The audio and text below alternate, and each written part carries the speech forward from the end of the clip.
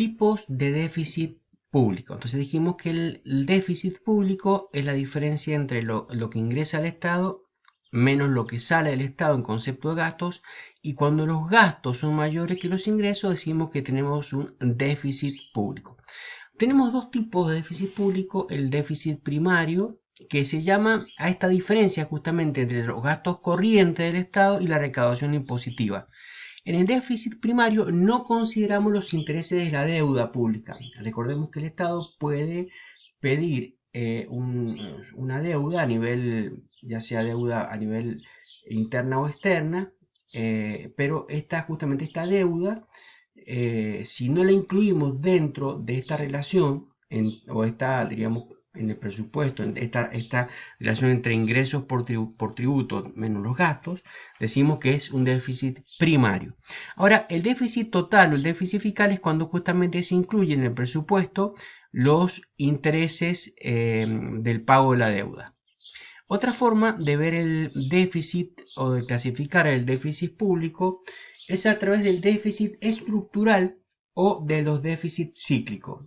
¿A qué le llamamos déficit estructural? Bueno, es el componente justamente del esquema de la decisión que ya viene predeterminado constantemente en los periodos de gobierno. O sea, ya está establecido como un estilo de gestión y un estilo en su perfil de endeudamiento, en su perfil de relación entre ingresos y egresos. Tiene que ver con una decisión o con las decisiones tomadas por los responsables y dirigentes.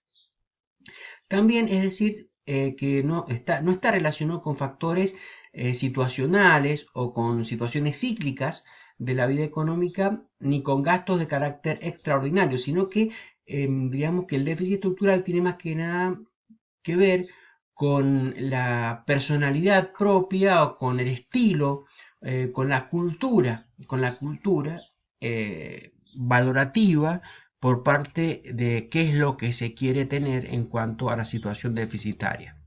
Responde a una naturaleza permanente, constante, ya que surge sin una relación con un periodo económico en particular en el cual se está desarrollando.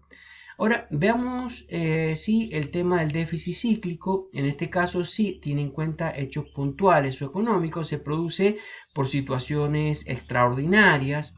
Por ejemplo, puede haber existir un déficit total en una situación de crisis, de guerra, de recesión o de catástrofe de cualquier índole, como justamente lo que estamos viviendo ahora y lo que están pasando varios países por una situación de epidemia. Justamente esto lleva a que el Estado tenga que efectuar erogaciones que responden a una situación extraordinaria en relación a una decisión que ya viene, diríamos, en forma permanente. Ahora, los componentes de este déficit, diríamos, cultural o estructural por parte del Estado responden de alguna manera al déficit discrecional o que es realmente intencional por parte de los gobiernos, o de un déficit tendencial. Podemos decir que con respecto al déficit discrecional viene condicionado directamente por las políticas de gobierno de turno, y la tendencia se origina por situaciones estructurales normales, automáticas, como por ejemplo el crecimiento de la población. A veces el crecimiento de la población lleva justamente al Estado tener que suplir las necesidades de la comunidad, y de esta manera sus gastos son crecientes, porque generalmente la parte impositiva o de recaudación va por debajo a veces de las necesidades que tiene la comunidad. ¿Cómo se financia este déficit público? Bueno, una forma de financiar el déficit público es a través del endeudamiento. Y este endeudamiento puede ser a través de una deuda interna o también puede ser a través de la deuda externa. La deuda interna a través justamente de los títulos públicos. El Estado emite bonos o títulos, y de esta manera justamente los inversionistas, que pueden ser inversionistas nacionales o extranjeros, intervienen en esta compra de estos bonos del Estado, títulos públicos. Otra forma es a través del endeudamiento externo, que realiza el Estado justamente a través de organismos internacionales como el Fondo Monetario Internacional, el Banco Mundial, el Banco Interamericano de Desarrollo, otros bonistas, o también la deuda externa con otros países. El tipo justamente de canalización de estos, diríamos, empréstitos externos van a ir canalizados a diferentes situaciones. Por ejemplo, a veces el Fondo Monetario interviene ayudando al Estado Nacional, pero establece ciertas regulaciones y el gobierno pierde autonomía de gestión a través de su política nacional. A veces existe la posibilidad, cuando no se cuenta con este prestamista que se llama de última instancia, que es el Fondo Monetario, que pone fuertes regulaciones, ¿no? En cuanto, por ejemplo, a emisión de gastos, en cuanto a regulación de determinada situación de presupuestaria, y puede el Estado contratar préstamos de otros países, como lo ha hecho a veces Argentina con Venezuela, por ejemplo, ¿no? El Banco Mundial o el Banco Interamericano de Desarrollo generalmente financia deudas que son de capital o deudas para proyectos de educación o proyectos muy específicos, muy determinados, que tienden justamente o están relacionados con el crecimiento intelectual o tecnológico de un país. También intervienen otros, diríamos, préstamos que interviene justamente para financiar el Estado, que es con otros bonistas, por ejemplo, el fondo de París, que es una forma, o los llamados a veces lamentablemente los fondos buitre, una manera en que el Estado se financia para cubrir justamente este déficit público. Bueno, hay otra forma de financiarse, como dijimos, que puede ser a través de la parte impositiva, o sea, cobrando impuestos, que hay diferentes tipos de impuestos. Y otra manera es a través de la venta de los activos por parte del Estado. Un terreno, una empresa y demás es una forma también de cubrir el déficit público.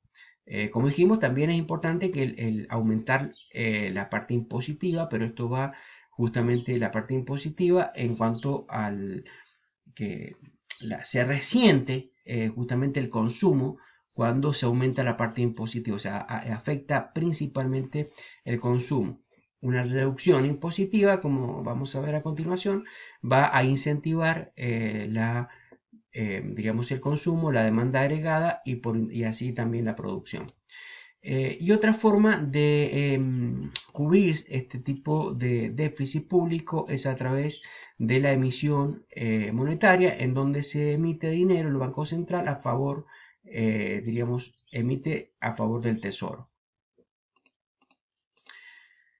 ¿Cuál es la política fiscal expansiva? ¿En qué consiste? Bueno, la política fiscal expansiva, que justamente a veces se provoca déficit público, hay dos tipos. Una es aumentando el gasto público para aumentar la producción y así reducir el desempleo. Y otra forma de verlo es a través de bajar los impuestos. Bajando los impuestos aumentan la renta disponible, diríamos, los particulares, y tienen más dinero, diríamos, en su bolsillo para ir a gastar, para tener esta posibilidad de gastar más porque pagan menos impuestos, se activa la demanda agregada, se activa la productividad por el efecto multiplicador del consumo y así justamente a pesar de que hay un pequeño incremento en los precios, esto se traslada en algo positivo en el corto plazo, que es que disminuye el desempleo. Lo vemos aquí en nuestro gráfico. Justamente en la situación inicial tenemos nuestra demanda agregada cero, activando justamente un incremento en el gasto público, tenemos un desplazamiento de la demanda agregada por la decisión del gobierno, porque puede ser una obra pública o un gasto determinado de parte del Estado, y de esta manera podemos tener el primer punto, que es se activa toda la producción o toda la renta por este incremento en la demanda agregada, con un impacto mayor al incremento en el gasto público, con el efecto resultante de que hay un gran incremento en la producción y en la renta, derivados del efecto multiplicador, como explicamos en la clase pasada, y los dos efectos fundamentales que serían el incremento de los precios, una inflación por ese incremento de los precios, trasladados por la mayor demanda de los bienes de la economía, pero existe justamente esta disminución del empleo. En la curva de Phillips vamos a ver cómo existe esta relación inversa entre el incremento de los precios o inflación y la disminución del desempleo. Otra forma de ver entonces una política expansiva es, diríamos, reduciendo los impuestos. Los impuestos en nuestra ecuación de nuestra demanda agregada viene a formar la inclinación de esta curva. O sea, en la medida de que T, que serían los impuestos, o sea, lo que se paga en la propensión marginal a consumir, es la parte de la pendiente, la parte que hace esta curva en celeste más inclinada, más, digamos, acostadita o más parada. Si esta variable t o esta tasa t de alguna manera aumenta, esta curva se hace más plana, pero una política expansiva es bajar esta t, o sea, digamos los impuestos más chiquitos. Entonces, por cada peso, el contribuyente o los particulares van a tener mayor posibilidad de ahorrar por cada peso, pero también de consumir. Esto hace que la curva de la demanda agregada se traslade o digamos, se haga más paradita, más vertical, cambia la pendiente de la curva de la demanda agregada, posibilitando, fíjense ustedes, antes estaba en este punto, el punto de corte, con este nivel de ingreso inicial y cero, pero al cambiar la pendiente, aunque no cambie el punto de partida o el punto de corte de la curva, o sea, es el mismo punto de corte o nacimiento de corte de la demanda agregada, pero al cambiar la pendiente, al cortar en un punto más alejado la recta de 45 grados, la curva, diríamos, la recta de espejo entre la demanda agregada y producción, vemos que se incrementa en gran medida la renta, la producción, porque se incrementa la demanda agregada. Al incrementarse la demanda agregada, se incrementa justamente la producción para responder a esa demanda. Hay un incremento de los precios en el impacto en el nivel general de precios y también hay un impacto de todo lo que sería el desempleo. Entonces, tenemos dos tipos de política expansiva por parte de las decisiones del Estado en la intervención de la macroeconomía. Una es interviniendo con un gasto público, como dijimos, en donde cambia la ordenada de origen en el caso anterior. Se incrementa el gasto o la ordenada al origen, incrementando todo el gasto público, trasladando toda la curva de la demanda. Y en el segundo punto es cambiando la pendiente de la curva de la demanda, y esto se hace por una deducción de los impuestos, aumentando la renta disponible por parte de los particulares de una nación. Existen otro tipo de políticas como las políticas restrictivas. La política restrictiva tiene en cuenta dos tipos de actitudes, que es reducir el gasto público, bajando en este caso la demanda agregada y por tanto la producción y aumentando el empleo, o si no, como en el caso anterior, en el caso contrario sería subiendo los impuestos y se produce, diríamos, el efecto contrario de lo que explicábamos anteriormente. Diríamos, reduciendo el gasto público, tenemos un desplazamiento de toda la demanda agregada, por lo cual se disminuye el nivel de producción y de renta de I0 a I1. De esta manera también hay una reducción de los precios y por lo tanto una reducción también de la demanda agregada y aumento del desempleo.